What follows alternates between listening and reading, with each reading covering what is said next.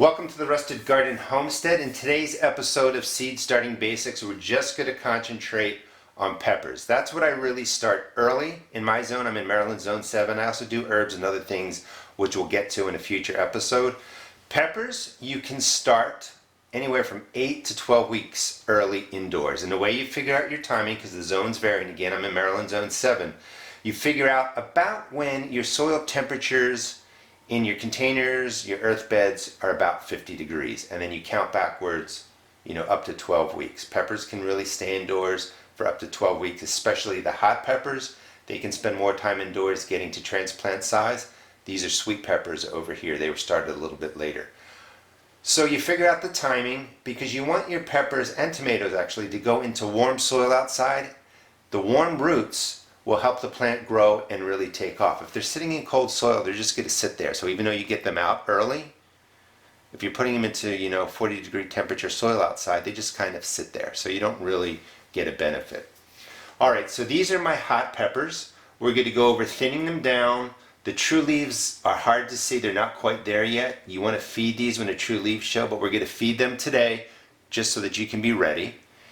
Thin these out. We'll talk about the watering again real quick, and then we'll talk about when do you plant these up, and you're kind of looking for coiling down there. So it's getting closer. We're going to do a lot.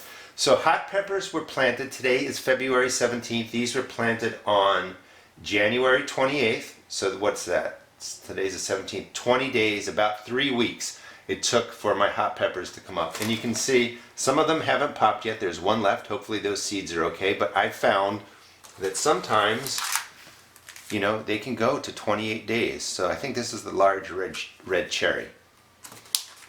Over here we have, this is the chocolate habanero, and they just popped recently. So don't worry that if you put your peppers in, you haven't seen anything for 14 days. They start popping really, if you're lucky, 7 days again, but all the way through 4 weeks. That's why you want to get these going indoors, get them started. Now, I usually recommend, I showed you how to set up these cells, putting in 2 plants, 2 seeds per cell. Sometimes I put more. And what we're doing now is we're really just going to cut the smallest seedlings in here. I know I hate to do it. We all hate to do it. You could leave 2 in here, let them grow, split them apart, but I just don't need to do that this year. Do not leave more than 2 in here. They start competing with each other and it becomes a mess. So we thin them down and you just leave 1 in there, and you can see, I don't know, let's see if I can bring this up. This is not a true leaf. The first leaves that break the soil aren't true leaves. And then right in the middle, the true leaves are starting to come out. Those are real pepper leaves. These will eventually turn yellow and they will, die off. So we want to feed them when the true leaves show, maybe a little bit bigger, but we're going to feed them today. But that's what you're looking for, the true leaves right in there. So I'm going to go through real quick and thin these all out. No need for you to watch all of that. Well, let's do these real quick because you want to cut them, because if you try and pull them out, you're going to damage the root system of your plant that you're keeping, of your 1 or 2 plants that you're keeping. And you just go through, cut them back, and you'll have your single plants. Alright, so I agree. It's sad that we had to cut some of the peppers back, but you always want to put in a little bit more into your starting cells so you're not waiting around for seeds to germinate that may not germinate.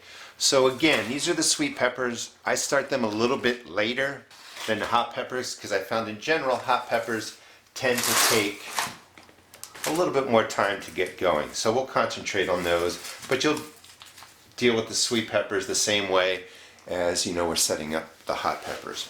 So I wanted to show you a couple things that are interesting. We always talk about bottom watering. Put the water in a tray, let it absorb up from the bottom. Let the tops dry. You can see that this is quite dry. The reason we do that is it helps deal with fungal problems, diseases, fungus gnats. You can always let the tops dry, and here's some of the proof. Because, well, first of all, it dries from the top down, and moisture stays down here. So you start watering, anywhere from 1 to 3 days after you see the tops dry. And the reason you don't have to worry is I took this out. Let's see if we can get it tilted. Here is the root. If I hold it upside down, it goes straight to the bottom of the seed cell, so it's getting plenty of water. You don't have to worry that when the tops of your seed cell dries that your pepper or your vegetables are running out of water. They send a root right down to the bottom. The other thing people worry about is when your seeds when your seeds are germinating, sometimes you'll get on top the seed and it keeps the first leaves that are popping out, not the true leaves, but the first leaves that are popping out, kind of bundled up and all twisted. It's fine. You can take them off if you want. You can snip it if you want, or just let it grow. The true leaves will come out right under beneath them. They'll do perfectly fine and the plant will take care of itself. You just don't have to worry about the seed sitting on top. So if you noticed, in some cases I left 2 plants, and that's because in other videos last year and the year before I've shown you, you can grow 2 pepper plants in the same space and get almost double the production. A lot of times we think you must do it the way everything says. 1 pepper plant, 2 or 3 feet apart. You don't. You can put 2 pepper plants in a single space, especially in larger containers and in the ground. So again, for watering, if we pop this out, you can see the top is dry and it's more moisture down there. The other reason you pop it out is you can see that the roots are starting to coil down here. Now, we had a lot of pepper plants in here. When this starts coiling more around this way and you see a lot more roots growing here, that's when we're going to start wanting to pot up. And that'll probably be in the next, I don't know, 7 to 10 days. And that's how you can tell when your peppers are ready to go. You look for this, that's okay, a little bit of it, but when it starts to really coil, we're ready to plant them up into larger pots. Again, you can start these in larger containers if you're not going to be growing a whole lot of peppers, but I'm growing hundreds of peppers in plants, so I start here and I work my way up into bigger pots. Alright, so we have this set up after, what is that, about 20 days worth of growth. Typically, I let my peppers get a little bit bigger before I thin them, but I wanted to show you how to do that now. And then I wait for the true leaves right in between there. Let me just tilt it a little so you can see the true leaves are popping on all of these to get a little bit bigger before I fertilize them. But you can fertilize them early. The whole key with fertilizing your indoor plants is not to overdo it. There's no nature here, there's no rain, there's nothing rinsing this soil. There's very little soil biology in here unless you're using worm castings or you're adding that into there. All the plants you see here were just started with the starting mix as I started the series. No amendments in there. I do put in worm castings. I'll talk about that in another video. So there's no food in here. The plants have been living off the seed coat. They're getting to a decent size. The true leaves are starting. Water soluble fertilizer. You can use any kind you want. All things on the planet are a chemical. The whole key is to make sure that your nitrogen, your phosphorus, and your potassium, N, P, and K, that's mainly what you want represented here. You can add in other micronutrients, but you want the N, P, and K, and you want them at a low level. You want them well below a 5.55 NPK. And nowadays I say try and just keep it at maybe a 1.11. You just need a little bit of the N, P, and K for your seed starts to survive and grow into nice transplants. You're just putting nutrients into these little spaces. So if you go and buy the soluble fertilizers that have like a 24, 12, 10 N, P, and K, you need to cut them way down by at least a quarter, if not more. Just do the math and keep dividing it down until you're under a 5.55 N, P, and K. A lot of the good organic soluble fertilizers you find will be at a 1.11 or 2.22. You use them at regular strength. but read the instructions, and you want, again, I'm stressing it, I know. You want the N, P, and K to be below a 555, closer to a 111. Make sure it's water soluble. Water soluble means the chemicals, the N, P, and K, the elements are ready to be absorbed by your plants. That's what you want. And all you do, again, we bottom water. When you're setting this up, you can see that these are a little bit dark. You want to kind of do this in a way that you're going to trim your plants back.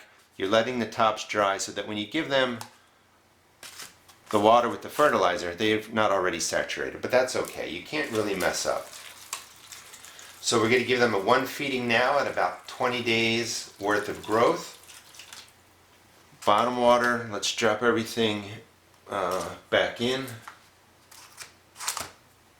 You can just let that sit in there really for a couple of hours. I usually say 30 minutes. The whole thing is you don't want these sitting in water overnight. So you can give it a couple hours, let it absorb, dump out the excess. People ask me, what do you do with the excess? Well, I actually move it from tray to tray. But with experience, I've been able to kind of really figure it out, and I don't have much excess in there.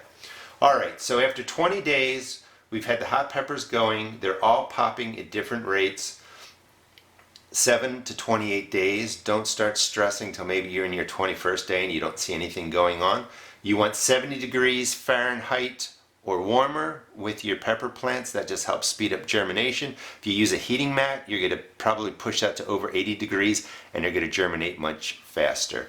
After they've germinated and they've been growing about 5 days, you can remove the heat mat if you want to.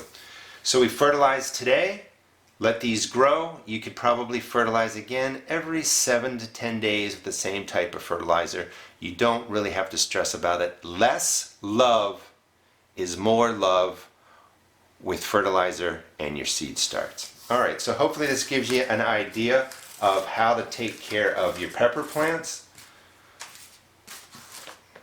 The next series will focus on just giving you an update on the next series, or the next episode in this series will focus on the perennial flowers that I'm growing, the herbs that I'm growing, and we will start planting the tomatoes the right way rather than the overseeded method I did. You may have seen them in some videos just to see if they germinate. All right, thanks for watching. Please check out my seed shop at www.therustedgarden.com, and please subscribe to my channel because we're really going to take all these different flowers and herbs and peppers, vegetables, tomatoes from seed start indoors all the way through the garden through 2019 to harvesting and cooking with them. Thanks for watching.